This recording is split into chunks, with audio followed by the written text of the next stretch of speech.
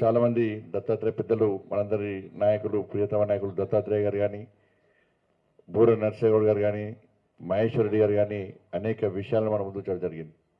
అవన్నీ కూడా వాస్తవ విషయాలు.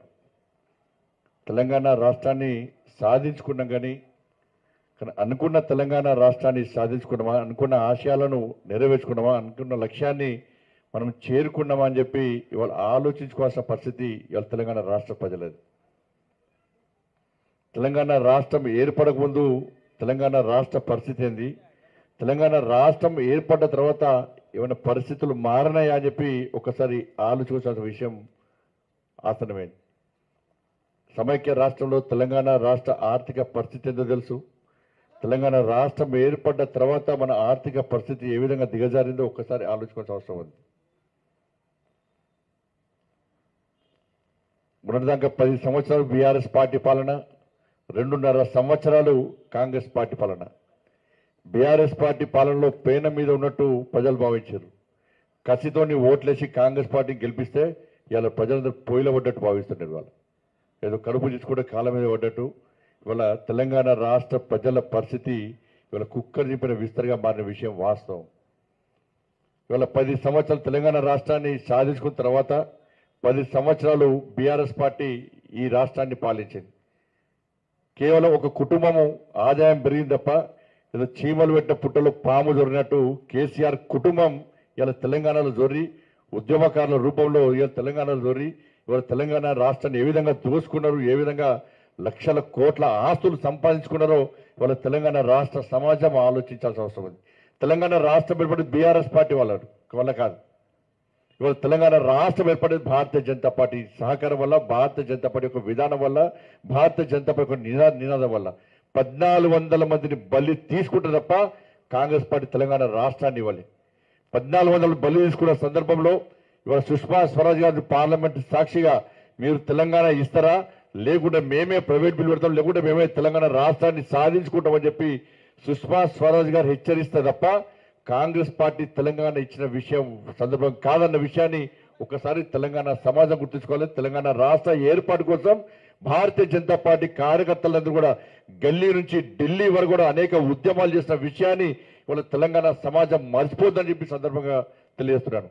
కిషన్ రెడ్డి గారు కానీ, లక్ష్మణ్ గారు కానీ, అనేక మంది యువమోర్చా కానీ, విద్యార్థి పరిషత్ కానీ, అనేక సంఘాలు, భారతీయ జనతా పార్టీకి అనుబంధ సంఘాలన్నీ కూడా తెలంగాణ రాష్ట్ర ఏర్పాటు కోసం అనేక యాత్రలు, అనేక ఉద్యమాలు చేసి ఢిల్లీ వీధుల్లో లాఠీ దెబ్బలు తిని అనేక మంది కార్యకర్తలు ఇవాళ ఉద్యమం చేసిన విషయాన్ని ఇవాళ తెలంగాణ సమాజం గుర్తుంచుకోవాలి. కానీ దురదృష్టవశాత్తు ఇవాళ కేసీఆర్ కుటుంబం, కేసీఆర్ యొక్క డ్రామాల వల్ల, కేసీఆర్ ఆడిన నాటకాల వల్ల ఇవాళ భారతీయ జనతా పార్టీ చేసిన ఉద్యమం ఇవాళ ప్రజల ముందుకు రాలేకపోయింది. కానీ నిజంగా ఉద్యమం చేసింది భారతీయ జనతా పార్టీ. నిజంగా తెలంగాణ రాష్ట్ర ఏర్పాటులో ప్రధాన భూమిక పోషించింది ఇలా భారతీయ జనతా పార్టీ తప్ప బీఆర్ఎస్ పార్టీ తెలంగాణ రాష్ట్ర ఉద్యమంలో ఎలాంటి ప్రభావం లేని విషయాన్ని గుర్తుంచుకోవాలి. తెలంగాణ రాష్ట్ర బిల్లు పెట్టిన సందర్భంలో ఆ రోజు పార్లమెంటు సభ్యుడిగా ఉన్న కేసీఆర్ అనే వ్యక్తి పార్లమెంటు రాకుండా ఇలా ఫామ్ హౌస్ గా పరిమితమైన విషయాన్ని ఒక్కసారి తెలంగాణ సమాజం గుర్తుంచుకోవాలి. తెలంగాణ ఉద్యమ సమయంలో పార్లమెంట్లో జరుగుతున్న ఉద్యమంలో కానీ, పార్లమెంట్లో బిల్లు ప్రవేశపెట్టినప్పుడు కానీ ఏ రోజు చర్చలో కేసీఆర్ పాల్గొనలేని విషయాన్ని ఒక్కసారి గుర్తుంచుకోవాలి. దొంగ దీక్షలు చేసి ఇవాళ ప్రజలను నమ్మించి మోసం చేసి కేవలం కేసీఆర్ కుటుంబం లాభపడ్డది.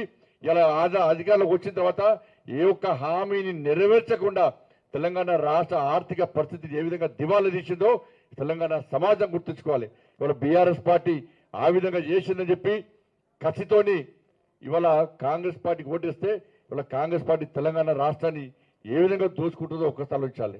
ఇవాళ ఈ జనరేషన్కు RRR సినిమా చూసిన generation, Congress party triple C cinema చూపుతుంది. Corruption, collection, commission. ఇవాళ ఏ విధంగా అవినీతికి పాల్పడుతూ రాష్ట్ర ప్రజలు దోచుకుంటుందో కాంగ్రెస్ పార్టీ ఇవాళ తెలంగాణ సమాజం ఆలోచించాలి. ఇవాళ ఇచ్చిన హామీలు నెరవేర్చకుండా ఇవాళ కొత్త పథకాల పేరు చెప్పి ఇవాళ 6 గ్యారెంటీల విషయంలో కానీ 420 హామీల విషయంలో ప్రజలను మోసం చేస్తున్న విషయాన్ని ఇవాళ తెలంగాణ సమాజం గుర్తుంచుకోవాలి. 2500 రూపాయలు మహిళలు ఇచ్చే విషయంలో కానీ, 4000 రూపాయలు మన తాత అమ్మమ్మలకు ఇచ్చే విషయంలో కానీ, స్కూటీలు ఇచ్చే విషయంలో కానీ, తులం బంగారం ఇచ్చే విషయంలో కానీ, ఉద్యోగాలు ఇచ్చే విషయంలో కానీ, డిఏల విషయంలో కానీ, పంట కొనుగోళ్ల విషయంలో కానీ ఇవాళ నిరుద్యోగ వృద్ధి విషయంలో కానీ, విద్యార్థి భరోసా విషయంలో కానీ, ఇండ్ల విషయంలో కానీ, ఉపాధి విషయంలో కానీ ఇవాళ అన్ని వర్గాల ప్రజలను వంచి మోసం చేస్తున్న పార్టీ ఇవాళ కాంగ్రెస్ పార్టీ అనే విషయాన్ని ఒకసారి మనం గుర్తుంచుకోవాల్సిన అవసరం ఉంది. ఇవాళ 6 గ్యారెంటీల అమలు విషయంలో పూర్తిగా విఫలమైన కాంగ్రెస్ పార్టీ పట్ల ఇవాళ ప్రజలు చీదరించుకుంటున్నారు, అసహించుకుంటున్నారు.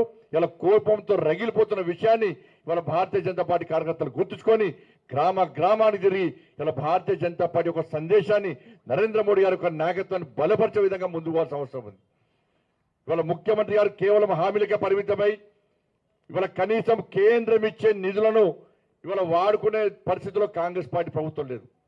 ఒకవైపు కేంద్రం ఇచ్చే నిధులను దారి మళ్లిస్తున్నారు, మరొక వైపు కేంద్రం ఇచ్చే నిధులను వాడుకోలేని పరిస్థితిలో తిరిగి నిధులు వాపసు అయ్యే పరిస్థితి ఇవాళ తెలంగాణ రాష్ట్రంలో ఉత్పన్నమైంది.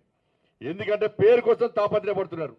కేంద్రం నిధులు వస్తే దాన్ని వాడుకుంటే నరేంద్ర మోడీ గారి పేరు వస్తుంది, భారతీయ జనతా పార్టీ పేరు వస్తుందని చెప్పి ఇవాళ అడ్డగోలుగా ఇవాళ అవినీతి పాల్పడుతూ కేంద్ర నిధులు దారి మలుస్తున్న విషయాన్ని ఇవాళ తెలంగాణ సమాజం గుర్తుంచుకోవాలి. తెలంగాణ రాష్ట్ర అభివృద్ధికి భారతీయ జనతా పార్టీ ప్రభుత్వం, నరేంద్ర మోడీ గారి ప్రభుత్వం కట్టుబడి ఉంది. ఇవాళ దేశంలో అన్ని రాష్ట్రాలు అభివృద్ధి చెందనే ఇవాళ శక్తివంతమైన భారతదేశ నిర్మాణం సాధ్యమవుతుందని చెప్పి వికసిత్ భారత్ లక్ష్యంగా నరేంద్ర మోడీ గారి ప్రభుత్వం అన్ని రాష్ట్రాలకు నిధులు కేటాయిస్తుంటే తెలంగాణ రాష్ట్రంలో నిధులు దారి మలుతున్నాయి. ఇవాళ తెలంగాణ కేంద్రం ఇచ్చిన నిధులు అవినీతి అక్రమాలు పాల్పడుతున్న విషయాన్ని ఇవాళ తెలంగాణ సమాజం గుర్తుంచుకోవాలి.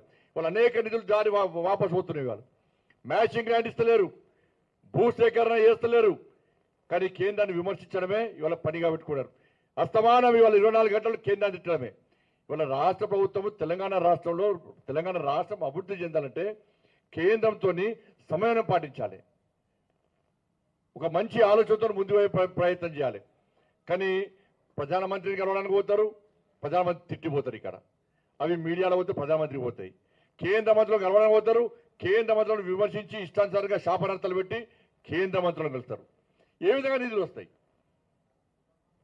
ఇవాళ సిగ్గుండాల రాష్ట్ర ప్రభుత్వానికి ప్రతి సంవత్సరం కూడా పంట కొనుగోలు సందర్భంలో, ముందుగా పంట వేసుకునే సందర్భంలో కేంద్ర ప్రభుత్వం అన్ని రాష్ట్రాలతో ఒక సమీక్ష నిర్వహిస్తుంది. ఒక సమీక్ష నిర్వహించి ఈ సంవత్సరం మీ రాష్ట్రం నుంచి ఎంత ప్రొక్యూర్మెంట్ అవసరం ఉంటుందో కేంద్ర ప్రభుత్వం నివేదికలు ఉంటుంది. ఆ నివేదికల ప్రకారం కేంద్ర ప్రభుత్వం కొనుగోలు ప్రారంభిస్తుంది. కానీ దీన్ని పడుచుకోకుండా రాష్ట్ర ప్రభుత్వం ప్రణాళిక లేకుండా, కొనుగోలు ప్రారంభించకుండా ఇవాళ కేంద్ర ప్రభుత్వం కొంటలేదు, కేంద్ర ప్రభుత్వం కొంటలేదంటే కేంద్ర ప్రభుత్వం కొంటుందా కొంటుంది స్పష్టం చేయండి. కేంద్ర ప్రభుత్వం కొంటలని చెప్పి లేఖ రాయండి. ఇవాళ కేంద్ర ప్రభుత్వం కొనుగోలు కొనకుంటే రాష్ట్ర ప్రభుత్వం రూపాయి బిల్లు లేదు మీ దగ్గర. రోజువారీ కార్యక్రమాలకే ఇవాళ మీకు అద్దెకెత్తలేదు మీ దగ్గర. ఇవాళ డిఎల్ ఇస్తలేరు, పిఆర్సీ అమలు చేస్తలేరు, ఉద్యోగాలు ఇస్తలేరు, నిరుద్యోగ వృత్తి ఇస్తలేరు, 6 గ్యారెంటీలు అమలు చేస్తలేరు. మీ ప్రభుత్వం నడవడమే కష్టం. ఇక్కడ ప్రభుత్వం నడవడం కష్టం, కానీ ఢిల్లీకి మూటలు అప్పయ్యడం మాత్రం సక్సెస్ అవుతుంది కాంగ్రెస్ పార్టీ ప్రభుత్వం. ఇవాళ మహేశ్వరి గారి నేతృత్వంలో